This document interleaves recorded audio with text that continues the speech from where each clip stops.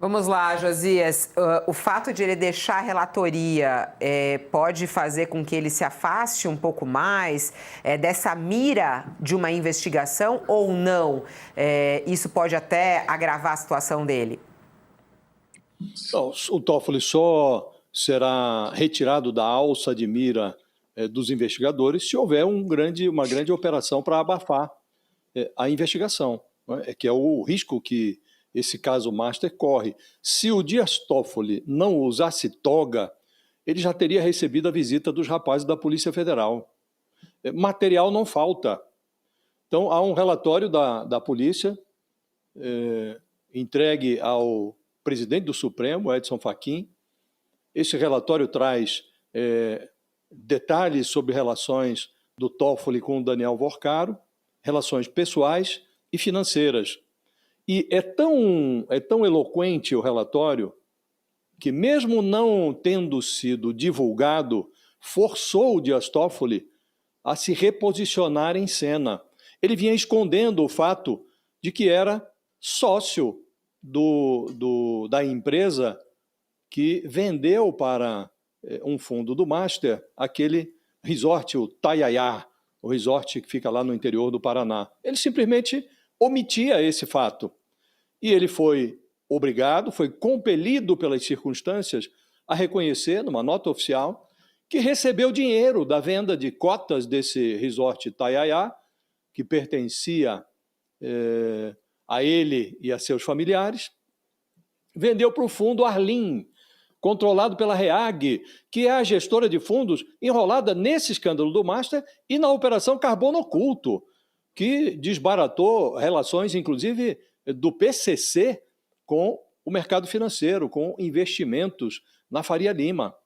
Então, este é o quadro. Um ministro do Supremo, dono de uma empresa que tem um capital social declarado de R$ 150, coisa que qualquer um traz no bolso agora no carnaval para comprar cerveja, enquanto está pulando ali no bloco de carnaval. Então, esta empresa, com capital social de R$ 150, fez uma transação milionária com um fundo, esse fundo Arlim, que é gerido por um cunhado do Daniel Vorcaro e controlado pela REAG, a gestora de fundos enrolada no Master, na Operação Carbono Oculto.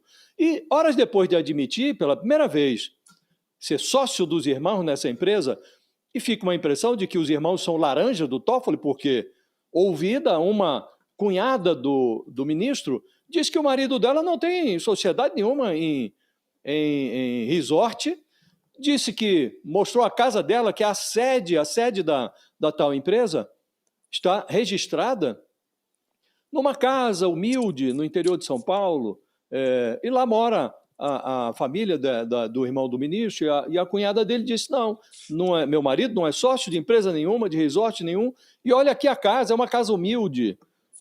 Ela como que a sinalizar que, olha, se tem essa transação toda aí, milionária, por que eu estaria vivendo nessa casa? Então, horas depois de admitir pela primeira vez ser sócio dos irmãos nessa empresa, que recebeu repasses milionários e mal cheirosos, o Toffoli ordenou à Polícia Federal que enviasse para ele os dados extraídos das mídias digitais que escondiam essas informações que o desnudaram, né? Então, isso foi feito no meio da tarde de ontem. Então, ele sinalizou a intenção de dobrar a aposta. É assim, então quero que mande tudo para cá, tudo que não foi ainda incorporado aos autos, eu quero ter conhecimento. Foi como se ele sinalizasse, olha, se eu caio, quero cair junto com outras pessoas, porque, evidentemente, o Toffoli não é o único mencionado nas mídias digitais do Daniel Vorcaro. Não é o único que estava lá, que tinha a identidade oculta nas nuvens do Vorcaro, né?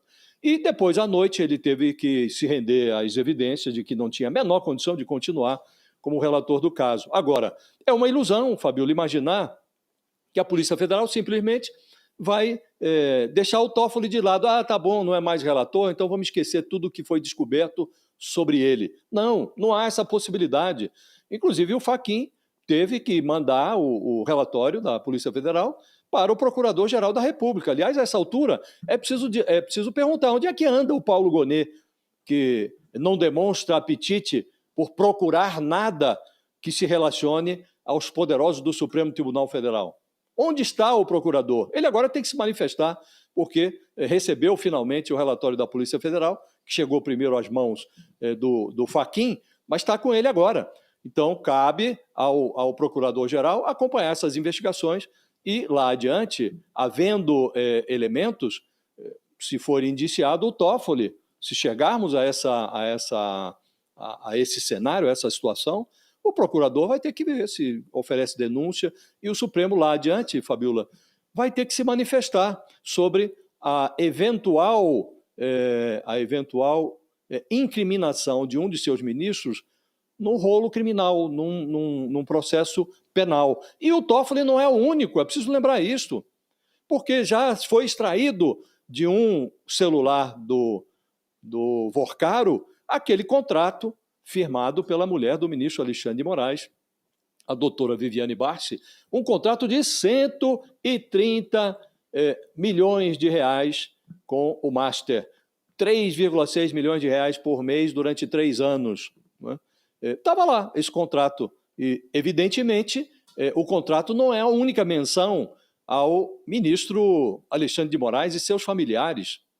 Então, há mais gente esperando na fila, Fabiola, como uma descoberta prestes a acontecer. Então, o Supremo precisa encarar a realidade. E, por último, Fabiola, é muito curioso, pouca gente notou, mas ontem, dia 12 de fevereiro, era o dia que o Edson Fachin tinha marcado para discutir com os ministros do Supremo o seu código de ética, o código de conduta para os magistrados da Suprema Corte. Ele teve que cancelar a reunião porque não houve interesse dos ministros em participar dessa discussão sobre código de ética. E aí, curiosamente, no mesmo dia, todos os ministros foram impulsionados pelos fatos a se reunir, não para discutir o código de ética, mas para discutir a situação de um ministro que, suspeitíssimo, teve que se retirar da relatoria do caso do Master, numa evidência de que nunca foi tão útil no Supremo um debate que se pareça qualquer, que sinalize uma preocupação qualquer com a ética. Mas é muito curioso que o destino tenha pregado esta peça nos ministros do Supremo. Não, discutir código de ética, não. Mas aí, no mesmo dia, os fatos impuseram aos ministros que eles se reunissem para discutir a situação de um colega que impõe o debate ético no Supremo.